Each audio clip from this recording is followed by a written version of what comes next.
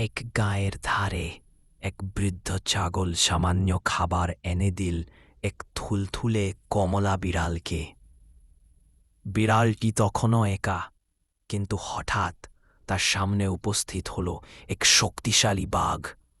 বিড়াল খুশি হয়ে বলল, একা আর না, তুমি আর আমি বন্ধু। বাঘ হাসল, হা হা, চল কাজ শুরু করি। তারপর দুজন মিলে কাঠ কাটল, বোঝা টানল আর মন দিয়ে আসবাবপত্র বানাল। বিড়াল গর্ব করে বলল, আমরা সফল হবে। বাঘ যোগ করল, শক্তি আমার, বুদ্ধি তোমার।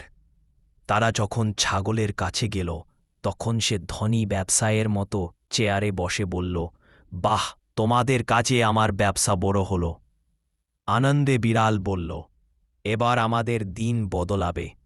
কিন্তু হঠাৎই ছাগল ট্র্যাক্টরে সব আসবাবপত্র বোঝাই করে হাসতে হাসতে চিৎকার করল, বোকারা, ফল আমার। হতাশ বিড়াল কাঁদল, আমাদের সব নিয়ে গেল। বাঘ আফসোস করল, বিশ্বাস করে ভুল করলাম। তাই শিক্ষা এই, লোভ আর প্রতারণা কখনোই সত্যিকারের বন্ধুত্বের যোগ্য নয়।